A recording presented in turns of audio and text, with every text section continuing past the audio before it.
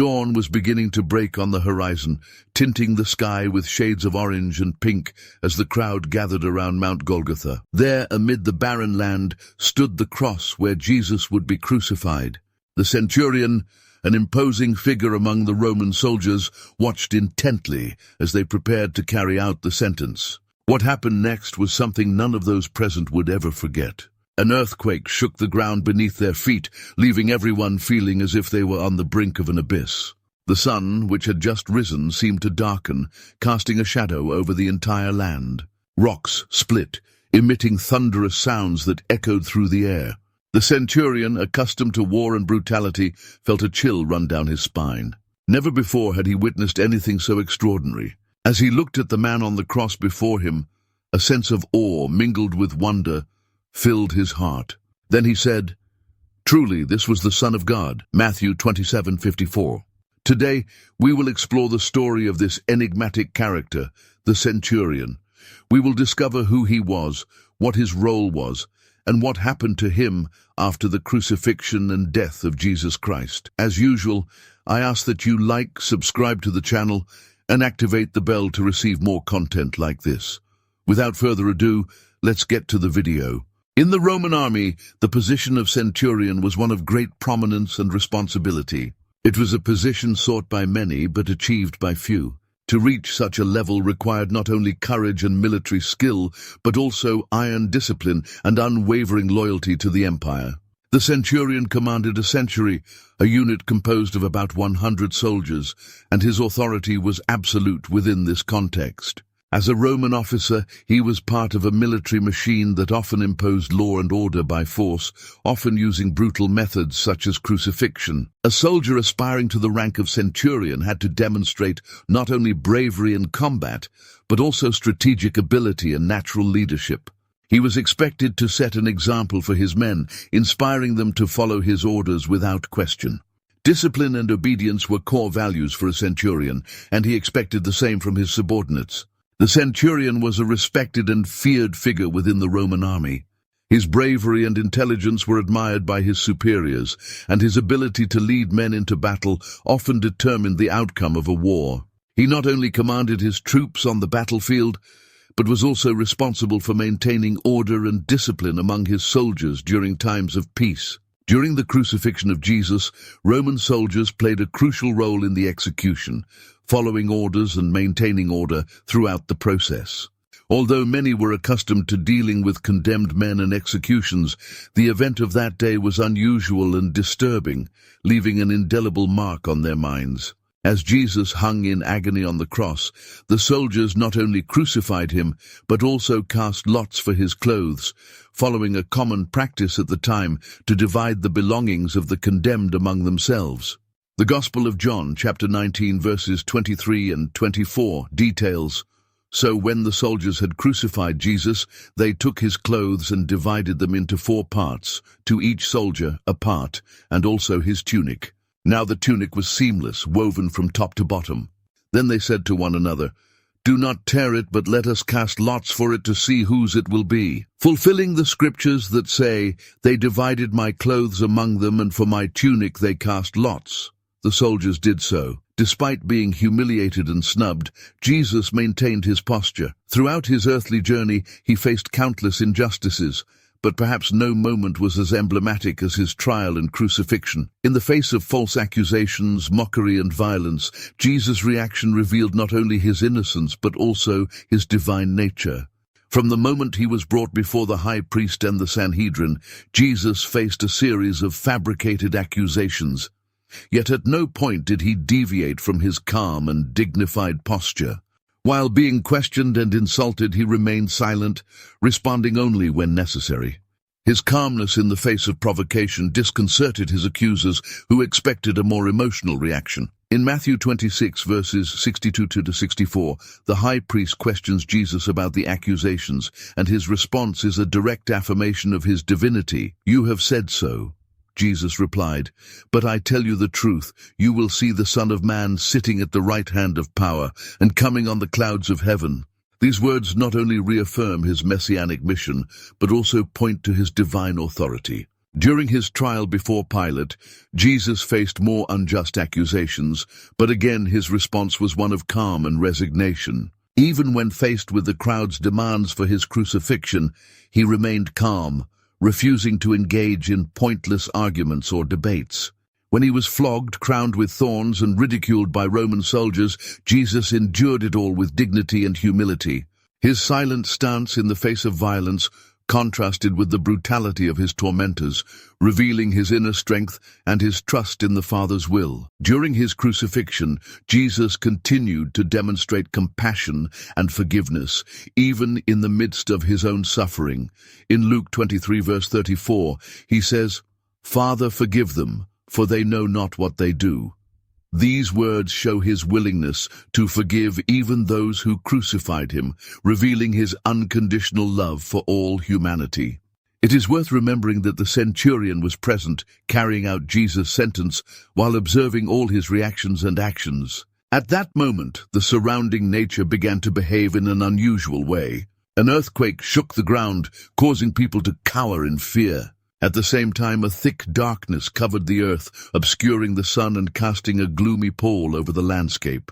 These natural events were interpreted as divine signs, as if to indicate the gravity of what was happening. After Jesus' death, an even more extraordinary event occurred, the resurrection of the saints. As recorded in Matthew 27 verses 52 and 53, the tombs were opened, and many bodies of the saints who had fallen asleep were raised.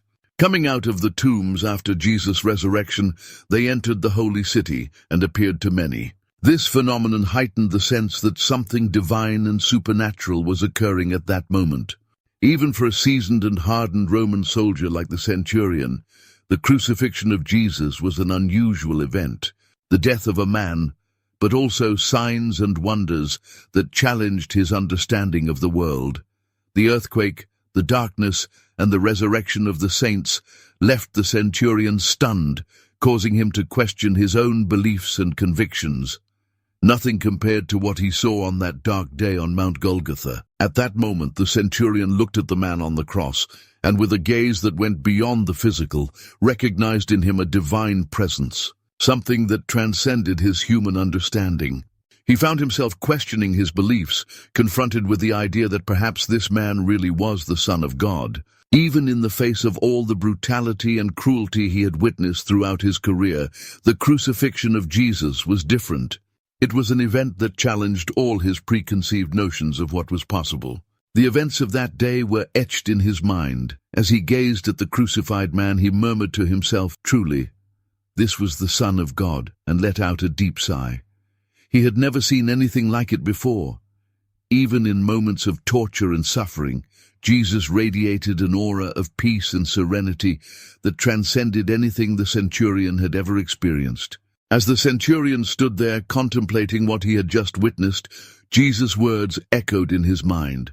He remembered the unjust accusations and the hasty judgment of the angry mob baying for blood. Yet in the face of all this suffering, Jesus remained silent, accepting his fate with dignity and compassion. The centurion found himself questioning everything he thought he knew. He had been trained to obey the orders of his superiors without question, but now he found himself questioning everything. This man on the cross was no common criminal. He was innocent. He was the Son of God. As the crowd dispersed and the sun began to shine again in the sky, the centurion stood there, lost in thought. He knew that his life would never be the same after that day. He had witnessed something that would change the course of history forever, and deep in his heart he knew that he would never forget what he had seen on that hill called Golgotha. In a world dominated by war and violence, he recognized divinity in the midst of pain and suffering. And this revelation changed his life forever. After witnessing the extraordinary events surrounding the crucifixion of Jesus, the Roman centurion, whose name would become known in Christian tradition as Saint Longinus or Longinos, experienced a profound spiritual transformation. This change altered the course of his life forever. As Christian tradition relates, the centurion decided to abandon his former life as a Roman soldier and dedicate himself completely to following Jesus. He renounced earthly power and glory in search of true peace and spiritual meaning. His journey of faith led him to a life of service and witness, preaching the gospel and sharing the life-changing message of Christ's love. An additional curiosity about the centurion is that he was one of the first Gentiles to recognize and proclaim the divinity of Jesus. In the context of the Jewish society of the time, where most of Jesus' early followers were Jews, the centurion's witness as a Roman officer is remarkable. This highlights the universality of Jesus' message and its ability to touch hearts across ethnic and cultural boundaries. Christ's message is not exclusive to a specific social class, but is available to everyone, regardless of their position in society. However, the decision to follow Christ was not without cost for Longinus. He incurred the wrath of the Roman authorities, who saw him as a threat to social stability and the status quo. As a result, he was subjected to interrogations, threats, and ultimately torture, with the aim of forcing him to renounce his faith and stop preaching. Tradition relates that Longinus was brutally martyred for his faithfulness to Jesus Christ. He suffered extremely cruel tortures, with his tongue torn out to silence his voice and his eyes removed to blind him, in an attempt to prevent him from continuing to proclaim the gospel. These acts of violence were not only intended to inflict physical pain, but also to intimidate and terrorize other followers of Jesus, serving as a brutal example of retaliation against those who challenged authority and the prevailing belief system. Despite the unspeakable suffering he endured, Longinus maintained his faith and devotion to Jesus Christ until the very end of his earthly life. His courage and resilience in the face of persecution have inspired countless Christians throughout the centuries, strengthening their own faith and dedication to the gospel. Thus, Saint Longinus is considered one of the Holy Helpers, a group of saints venerated by the Roman Catholic Church who are known for their powerful intercession in times of need. Devotion to Saint Longinus has developed over the centuries, especially among the faithful who seek his help with health issues, particularly those related to vision. There is also a legend that associates Saint Longinus, the centurion, with the Roman soldier who was tasked with overseeing the crucifixion of Jesus on Calvary. Before witnessing the events of the crucifixion, Longinus was said to have had some visual impairment. However, when he pierced Jesus' side with the spear, as described in the Gospel of John, some versions of the legend claim that the blood and water that gushed from Jesus' wound touched his eyes, instantly restoring his sight. This miracle, along with the other extraordinary events of that day, is said to have led Longinus to recognize the divinity of Jesus and to convert to Christianity, becoming a devoted follower. Devotion to Saint Longinus as the protector of the eyes and vision-related issues may be related to the legend that his sight was restored after piercing Jesus' side with the spear. This belief has led many to seek the intercession of Saint Longinus for eye health and other vision-related needs. It is worth noting that although this identification is part of several Christian traditions, it is not explicitly mentioned in the Bible. The story of the centurion is a powerful reminder of the transformative impact that an encounter with Jesus can have on our lives. This Roman officer, whose mission was to ensure the crucifixion of Jesus, witnessed extraordinary events that led him to proclaim, "Truly, this was the Son of God."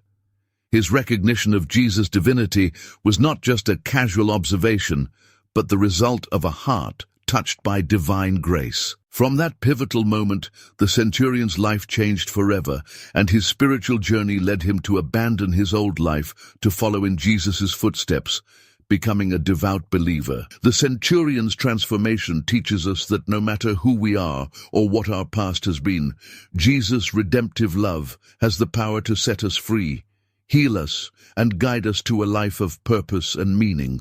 Like the centurion, we can find hope and salvation by surrendering ourselves to the unconditional love of Christ. May the story of this centurion inspire us to seek our true identity in Christ and to live in a way that reflects His love and grace toward others. May we, like him, recognize and proclaim that Jesus is truly the Son of God, and that in His name we find forgiveness, restoration, and eternal life.